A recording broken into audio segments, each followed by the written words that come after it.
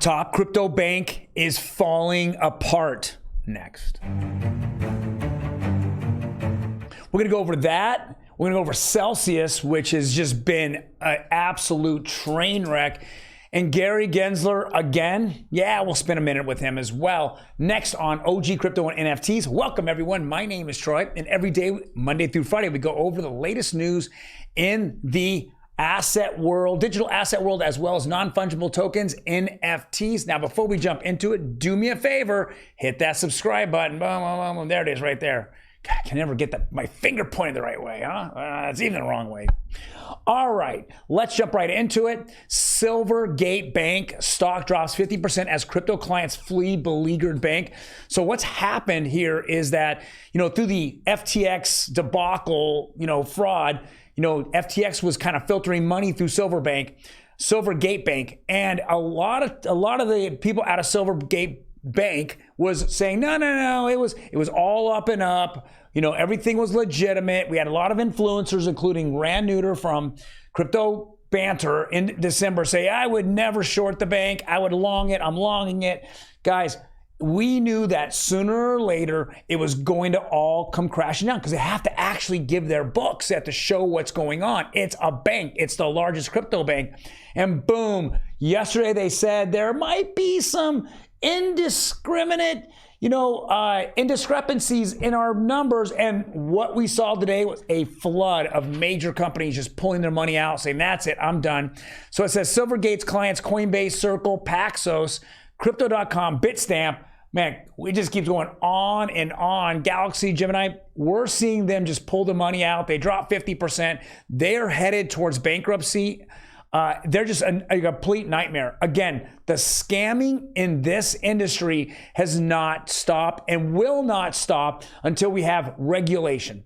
Regulation from the U.S. regulator, guidelines in which banks and which financial institutions, as well as cryptocurrency companies, have to fall within guidelines. We cannot continue to say, well, an 80-year-old, law that came up about oranges and orange groves have anything to do with digital assets is just a ridiculous statement. And that's what happens when you have corrupt leaders that weren't voted in on the blue team stay in power and just really hurt this industry. Actually, he's actually Gary Gensler's making it easy for seasoned investors to watch the market collapse, because sooner or later, I think we're all going to collapse here.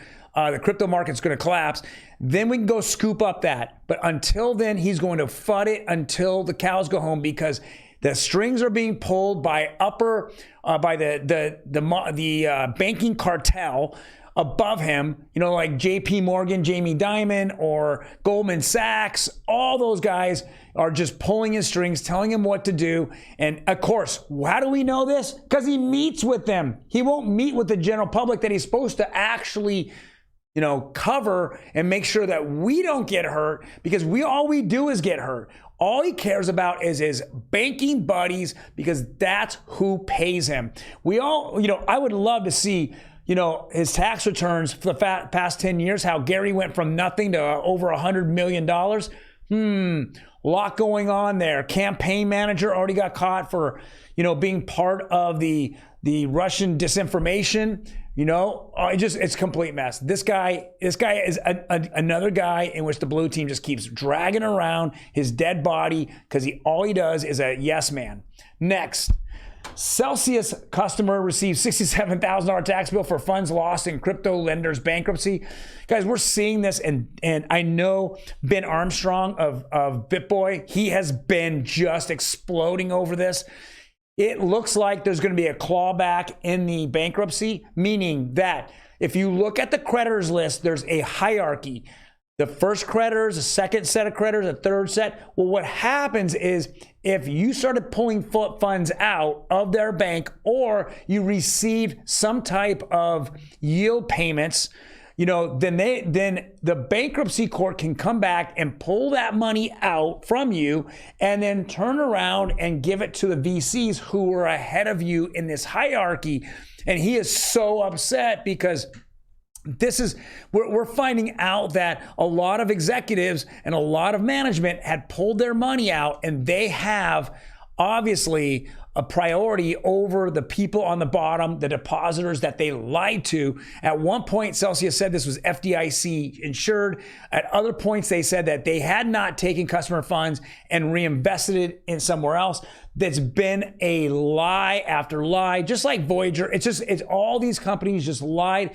And again, the person, the regulator who failed was Gary Gensler. This was all on his watch. He doesn't care at all because it doesn't affect JP Morgan, Morgan Stanley. It doesn't affect any of those guys, right? It doesn't. So he doesn't care. And that's where you could just follow who he's going after. He's going after exchanges now because he wants big players such as BlackRock. Go into the next one. BlackRock and everybody else. He wants them to be the qualified custodians and not Celsius or Voyager or Coinbase or anybody else. And that's what we're seeing with him. And he said that today. That's what he said.